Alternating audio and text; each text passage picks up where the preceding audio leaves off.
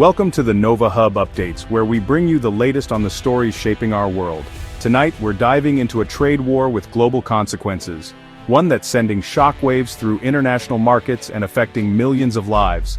Canada now finds itself squeezed between rising American protectionism and swift Chinese retaliation, with billions of dollars and hundreds of thousands of jobs hanging in the balance. This isn't just about tariffs or trade policy.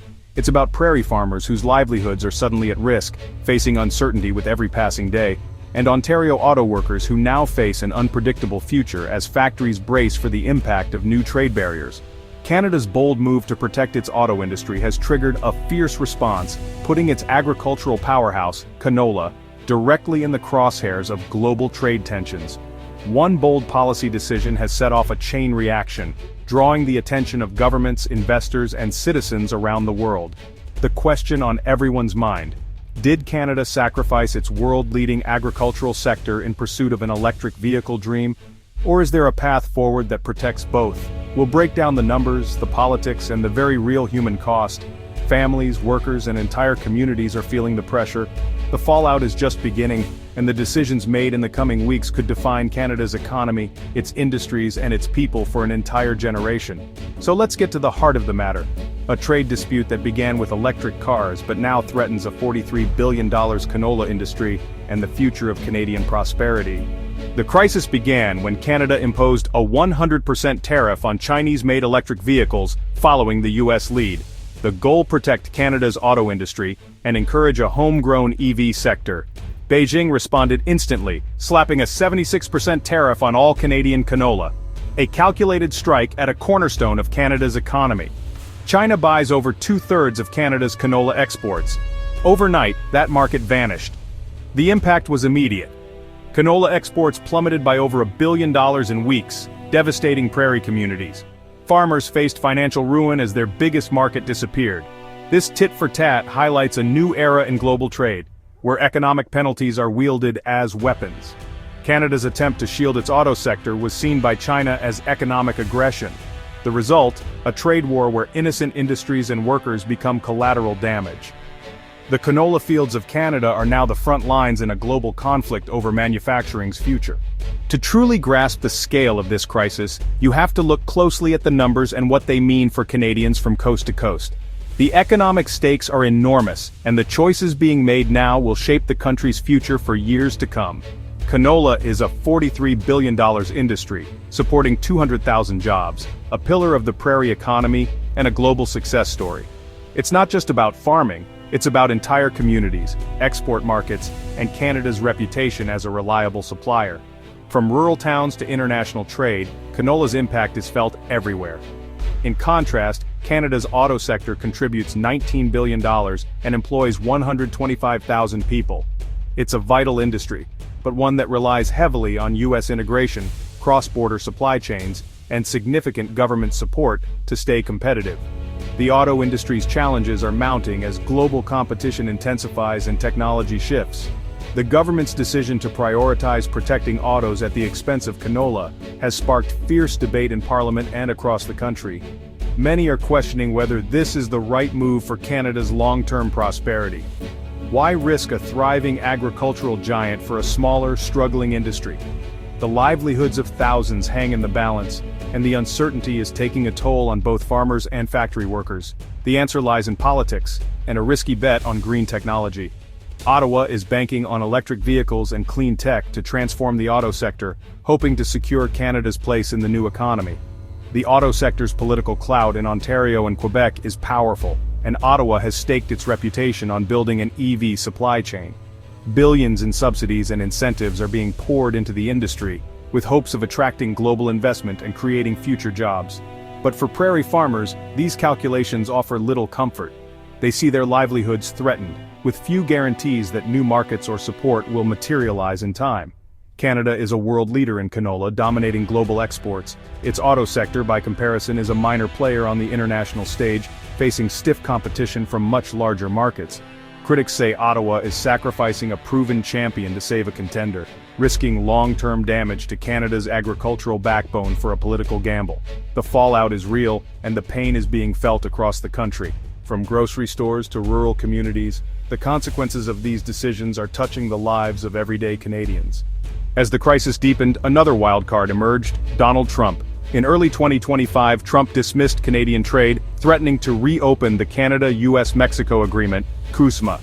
This deal is vital for Canada's auto sector, granting tariff-free access to the US market. The threat of renegotiation throws Canada's entire EV strategy into doubt. Billions in subsidies and tariffs could be rendered useless if US policy shifts. Trudeau's government now faces a two-front trade war: retaliation from China and uncertainty from its closest ally. The very industry Canada is trying to protect could be crippled by American policy. Canada is caught between two giants with no easy way out. The country's prosperity has long depended on stable trade, but that order is fracturing. Trump's comments signal that Canada can no longer take its US relationship for granted. The crisis is now more volatile than ever. China's canola tariff brought immediate political pressure, especially from prairie leaders. Manitoba Premier Wab Kinew warned that Canada can't afford a trade war with both the US and China. He proposed redirecting revenue from the EV tariff to compensate canola farmers, a temporary fix at best. Critics call it a band-aid, not a solution, as the loss of China's market remains unresolved. Ottawa defends its EV strategy as a long-term investment, but public confidence is eroding. The government faces accusations of miscalculating China's response and risking a $43 billion industry. Opposition parties call the strategy a failure, and regional divisions are deepening. The crisis exposes the hard trade-offs of modern industrial policy. Canada must now choose: double down on EVs or reconsider tariffs to save canola. The nation's unity and economic future hang in the balance. With China closed, Canada is scrambling to find new canola buyers in Europe and Japan. Diplomatic missions are underway, but replacing China's massive demand is nearly impossible. Alternative markets can't absorb the same volume, and building new trade relationships takes time. Competition is fierce, and Canadian canola must meet strict standards to compete. Redirecting supply chains is costly and slow, eroding Canada's competitive edge. The crisis exposes the danger of over-reliance on a single market, a risk long warned about. Even if new buyers are found, it will take years to recover lost export volumes. In the meantime, farmers face lower prices and a painful restructuring. The lesson: diversification is critical, and Canada is paying the price for ignoring it. The agricultural sector's vulnerability is now painfully clear. Canada stands at a crossroads, caught between the world's two largest economies. The choices made today will echo for generations, as the nation tries to balance its economic ambitions with the realities of global power struggles. With every step, Canada must weigh its own interests against the shifting tides of international relations.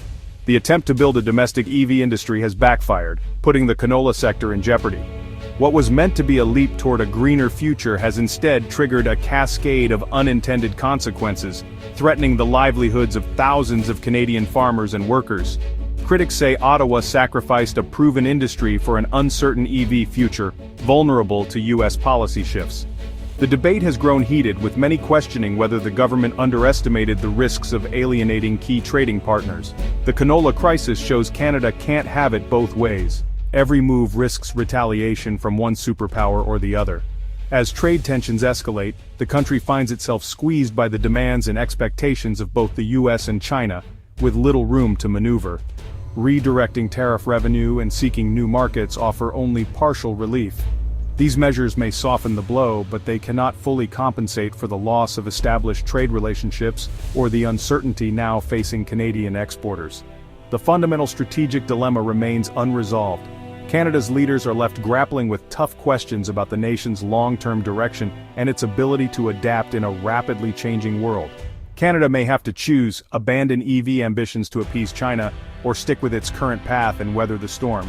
Each path carries its own risks, and neither guarantees a stable or prosperous outcome. Neither option is appealing, and both carry heavy costs. The uncertainty is felt not just in boardrooms and government offices, but in the everyday lives of Canadians whose jobs and futures hang in the balance. This trade war is a wake-up call about the fragility of global supply chains and the challenges facing middle powers.